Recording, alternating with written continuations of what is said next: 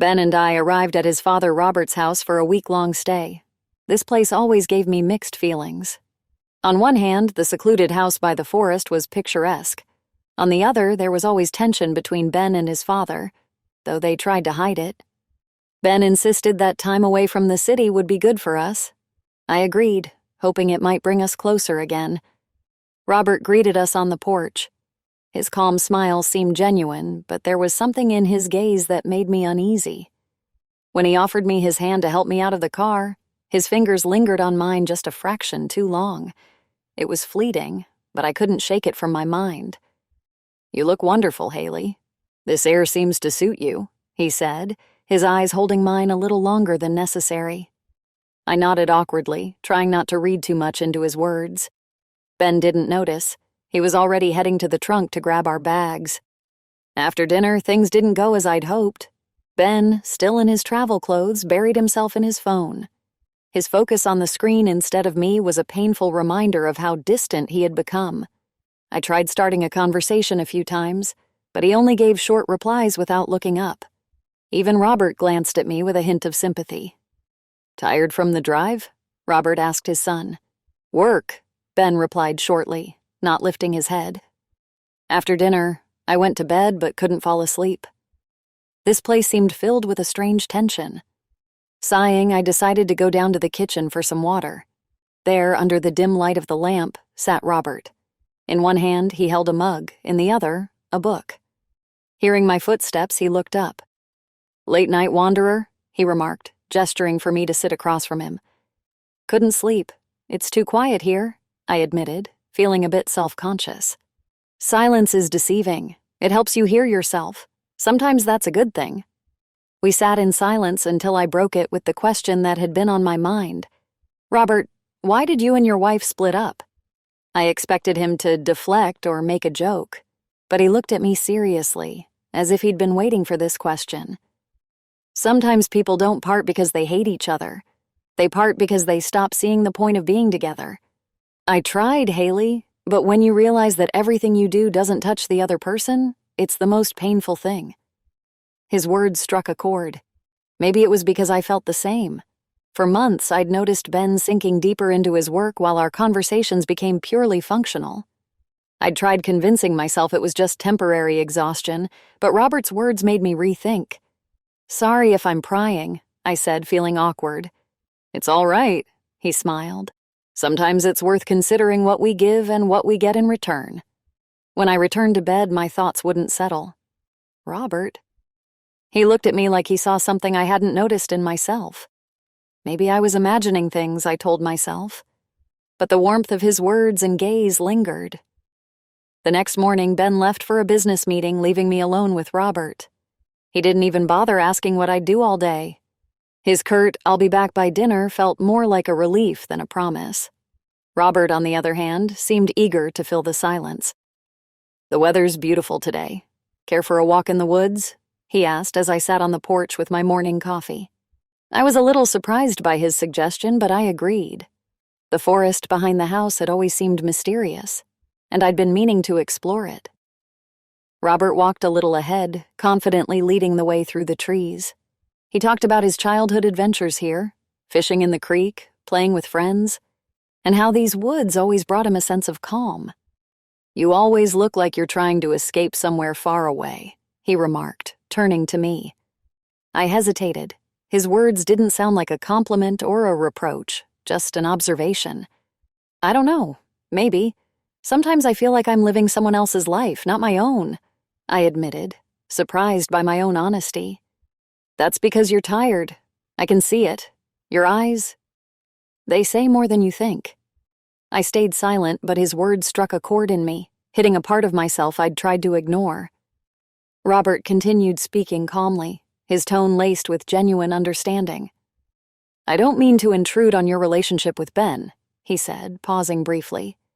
"But you seem lonely." "That's not true," I replied quickly. "He just has a lot of work." Robert smiled slightly but didn't respond.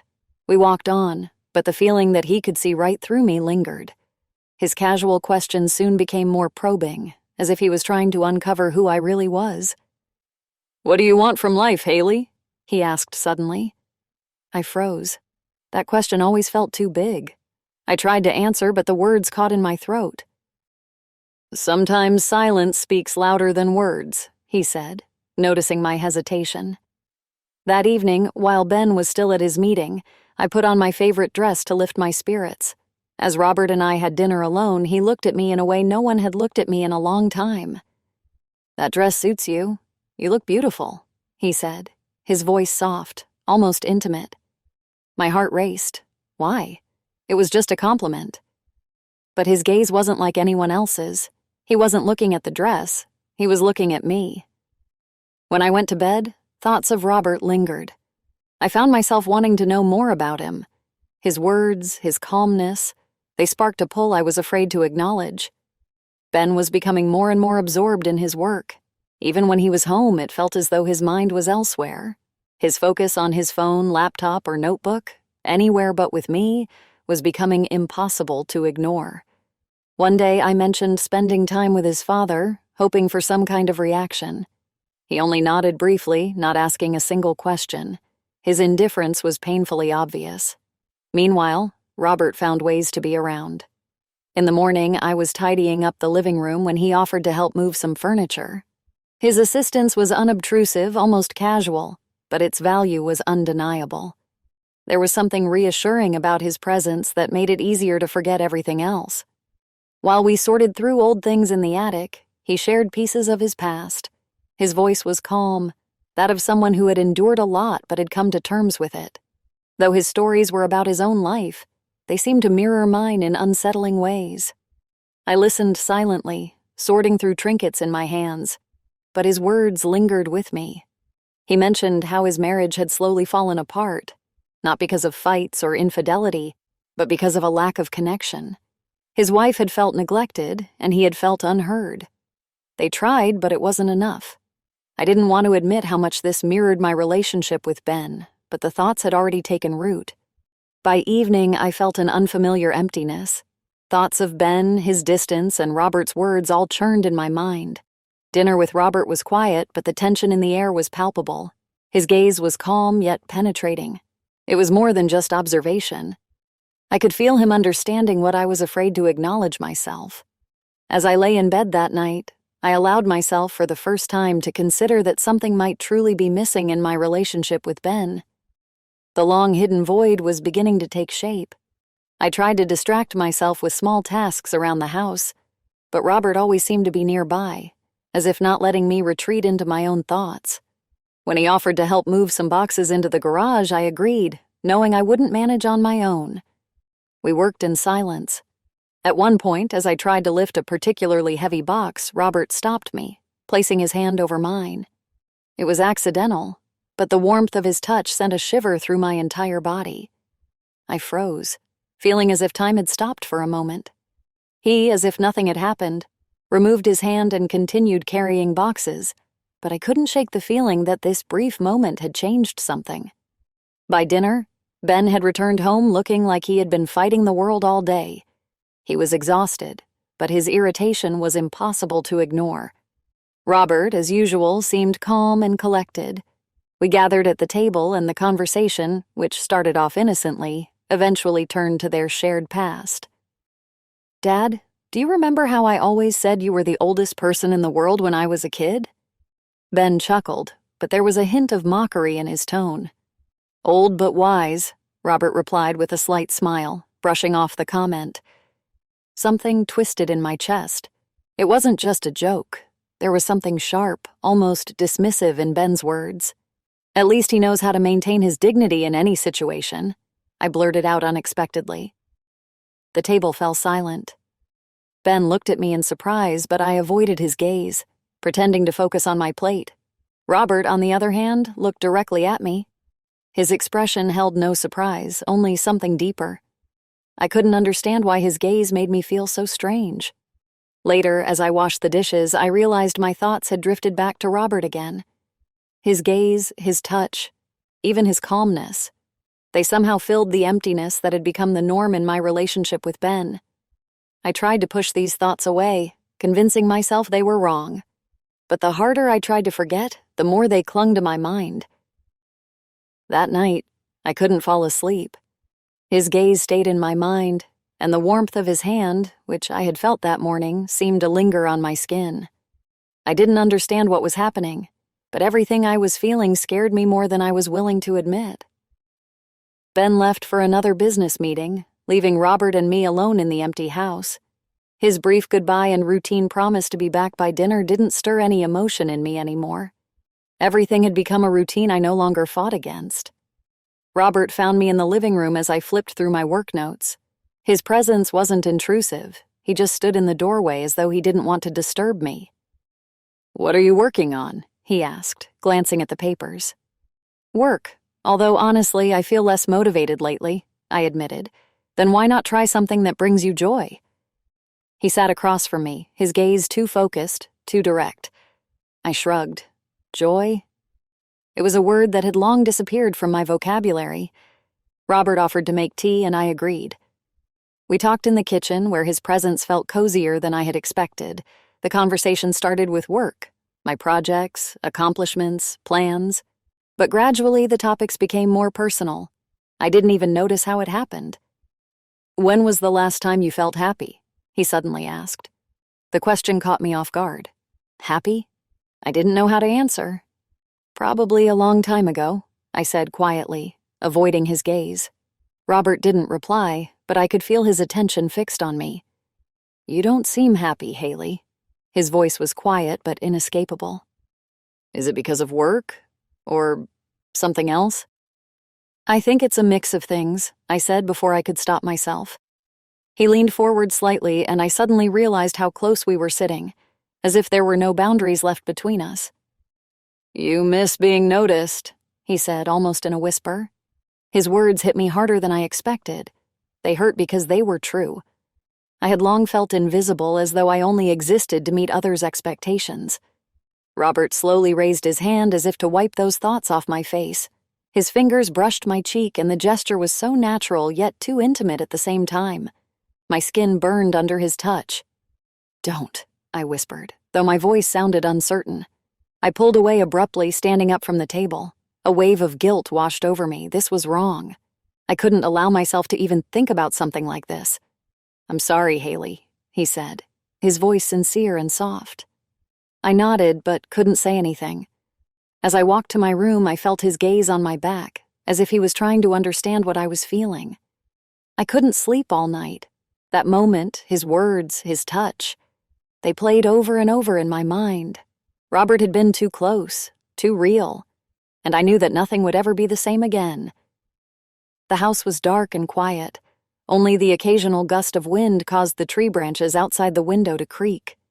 I lay in bed, unsuccessfully trying to fall asleep. The hot night weighed on me, as if the air had thickened, making each breath an effort. I was almost certain I had heard Ben return, but I still couldn't sleep. The creak of the door startled me. It was too dark in the room to see who had entered, but I assumed it was Ben. His late arrivals had become routine, and I didn't even turn my head to check. I felt movement near the bed, footsteps muffled by the carpet, then the faint dip of the mattress as someone sat on its edge. I waited tensely, but the room remained silent. Then I felt a touch, gentle, tentative but undeniable enough to awaken something deep inside me. Fingers brushed against my bare arm, and there was something both comforting and thrilling in the gesture. I allowed myself to relax, thinking it was simply a small act of closeness I had been craving for so long. But then I heard his voice. "Haley," he whispered, and my body froze. It wasn't Ben. It was Robert. I didn't know how to react. My morals screamed that this was wrong, that I should push him away, leave, do something, anything. But I remained still. His presence was too tangible, his touch too real. The desire I had been suppressing for so long began to surface, and I couldn't fight it. Robert's fingers slowly traced the curve of my cheek, then hesitated as he leaned closer. His breath grazed my skin, and in that moment, something inside me broke. I turned to him, and our eyes met. In the darkness, they burned with something I couldn't ignore. He didn't ask for permission, and I didn't offer it. Everything happened so quickly, so naturally, that neither of us had time to think. His lips found mine, and from that moment resistance became pointless. We gave ourselves over completely, as if nothing existed outside of us. His hands, warm and confident, moved over my skin, and every cell in my body responded to his touch. The night became an endless whirlwind of passion, leaving no room for doubt or guilt. When it was over, I lay in silence, unable to process what had just happened. Robert remained beside me, his breathing steady and calm. I closed my eyes, knowing that from this moment everything had changed. The morning greeted me with a heavy silence, thicker than the night before. I lay in bed staring at the ceiling, trying to untangle my emotions. Guilt and pleasure mingled, creating a strange, unfamiliar mix inside me. Robert's presence lingered in my mind. His touch, his gaze, his words. They stayed with me like an imprint I couldn't erase. I got out of bed feeling drained. The bathroom became my refuge, where I stared at my reflection in the mirror for what felt like hours, searching for answers. What now? Was the only question that echoed in my mind. In the kitchen, I found Robert. He stood by the window, a coffee cup in hand. His face was calm, as if nothing had happened. I hesitated in the doorway, unsure how to act, but he broke the silence first. "Haley?" His voice was quiet yet firm. I couldn't stop myself. "But the choice is yours." His words hit me harder than I expected. He looked at me as if he already knew my answer before I did. I couldn't respond. I simply turned and left, leaving him alone in the quiet. Later, Ben surprised me by suggesting we spend some time together. We sat on the porch, drinking lemonade as he talked about his work. It felt like one of those rare moments when he was truly present. But even then, I could feel something between us cracking. His words didn't reach me. My mind was still filled with Robert. I began finding more and more excuses to be near him, helping with the garden, sorting through things in the garage, asking his advice about household matters. I told myself it was just care for him, that it was normal. But every time our eyes met, I felt something burning inside me. That evening, as I climbed the stairs to bed, I caught Robert watching me from the hallway. His gaze was calm, but there was a quiet confidence in it that unsettled me. I felt my heart start to race.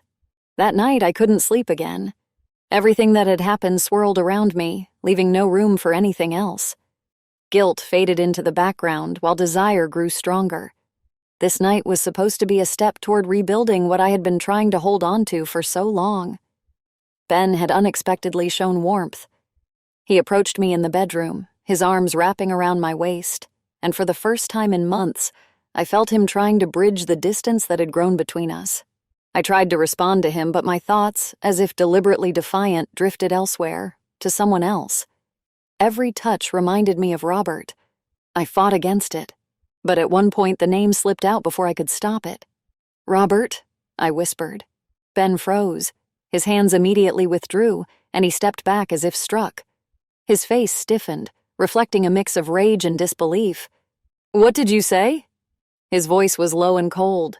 I stayed silent, unsure of what to say. But his stare, filled with suspicion, forced me to speak. "Ben, The words caught in my throat. "I'm sorry."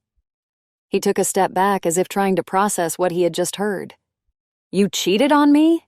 With him?" His voice grew louder, and I could see he was barely holding himself together. It was a mistake," I finally managed to say, grasping for any excuse. "A mistake? You call this a mistake?" Ben snapped, his voice filling the room. I had never seen him like this before. The tension between us was unbearable. He began pacing the room as if looking for somewhere to direct his anger. "You've ruined everything, Haley. Everything!" He stopped in front of me, his face contorted with rage and pain. "Do you even understand what you've done?" "Ben, please," I tried to explain, but every word only seemed to fuel his fury. At some point, he just stopped talking. His gaze turned cold and empty. He walked to the closet, grabbed his bag, and began throwing his things into it. "You're seriously leaving?" I asked, feeling something inside me break. "What did you think? That I'd stay after all this?" He turned to me sharply. "You don't even understand how many times I tried to fix this, and now, it's over." The door slammed shut with a heavy thud, leaving me in complete silence. I sat on the bed, realizing that everything had collapsed. My actions, my weakness, they had cost me my relationship. For the first time in a long while, I felt utterly and irreversibly alone. The house filled with noise as the front door slammed. I heard Ben's heavy, angry footsteps. My heart sank. I knew he wasn't here for me. His target was clear. I stood in the hallway frozen as he entered the kitchen where Robert was. Their conversation started surprisingly quietly, a tense silence between two men who knew words would bring no solace. "Did you know what you were doing?" Ben began coldly, staring directly at his father. "I can't justify it," Robert replied evenly. "It was a mistake." "A mistake?" Ben's voice rose, his words echoing through the kitchen. "You destroyed everything. You destroyed our family, my life, my trust." Robert didn't move, his expression calm. He knew arguing would only worsen things, but Ben needed to let out everything he was feeling. "You were my father, for God's sake. How could you do this? His voice broke, but the anger still burned in his tone. I couldn't take it anymore. Stepping forward, I tried to intervene. "Ben, please, let's talk. This is my fault. Don't blame—" "Shut up!" He turned to me, his eyes blazing with fury. "Do you think I want to hear anything from you? You mean nothing to me anymore." Those words hit like a blow, spreading pain through my entire body. I stayed silent, feeling my chest tighten. Ben turned back to Robert, his fists clenched. "You're not my father. You're no one to me," he said quietly, but with such force that the words felt like thunder. Ben turned and walked out without looking back. The door slammed again, and this time the sound was final. Silence hung in the air. Robert let out a heavy sigh and sank into a chair, running a hand over his face.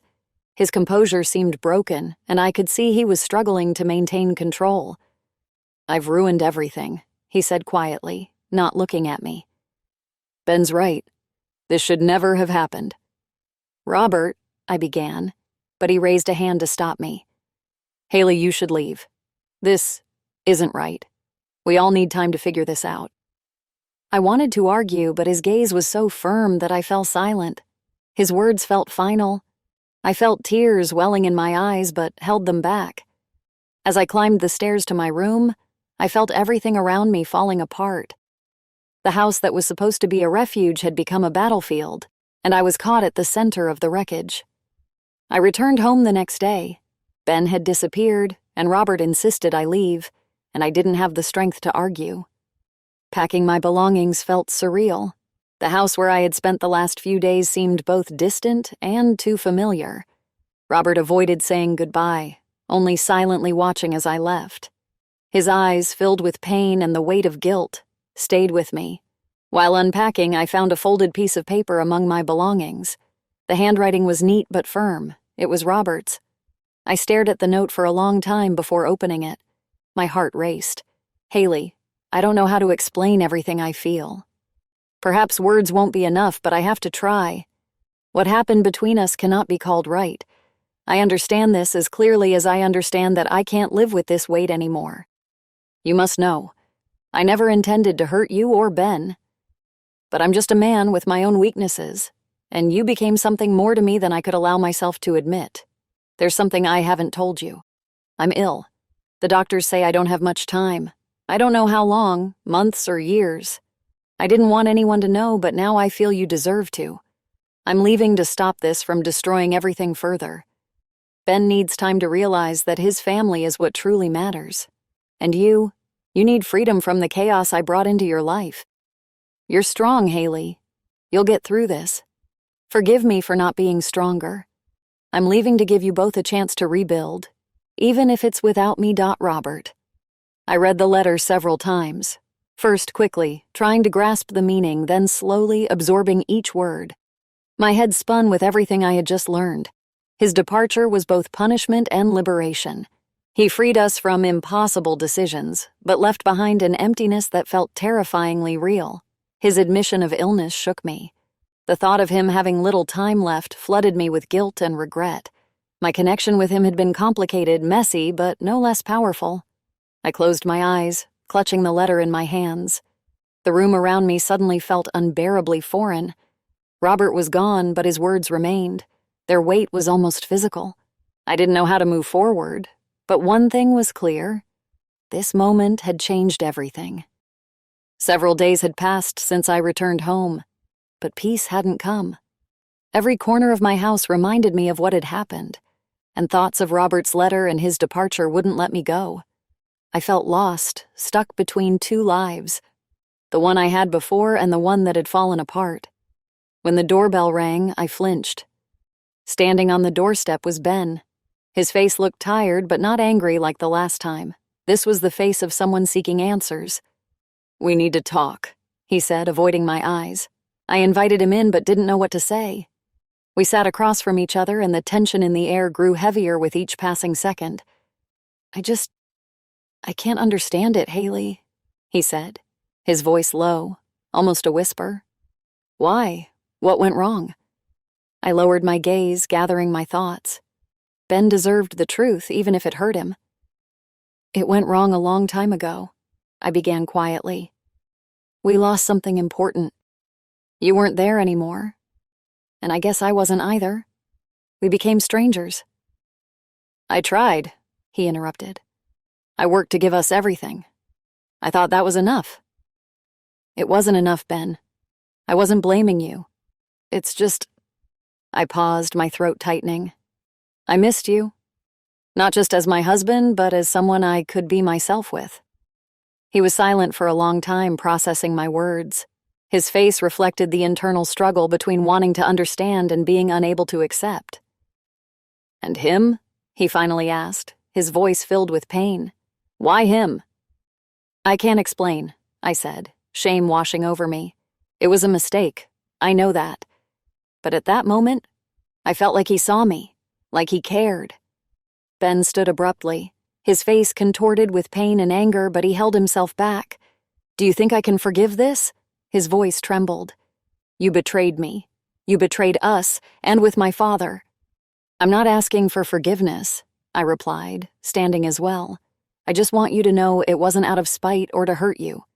He shook his head slowly, running his hands through his hair. "I came here thinking maybe we could fix this. But I can't forget it. You've destroyed everything, Haley." "I understand," I said, trying to keep my voice steady. "We need time. Maybe this is the end. But we both need to figure things out for ourselves." He looked up, his eyes glistening with unshed tears. He nodded silently, turned and left, leaving the door open behind him. I stood there in the silence, listening as his footsteps faded. My heart ached, but I knew he was right. We couldn't just rebuild everything. This break was inevitable. Moving was both challenging and liberating. My new apartment, small but bright, became a symbol of starting over. There were no memories here, no furniture to remind me of my old life. I bought a few houseplants, arranged them on the windowsills, and the emptiness of the room slowly began to fill with at least a semblance of warmth. Every morning started the same way. I'd drink coffee on the balcony, watch the passers-by below, and try to imagine what lay ahead for me. Work helped keep my thoughts in check. I took on every project I could find, just to avoid being alone with myself. But no matter how hard I tried, thoughts of Robert crept in at the most unexpected moments.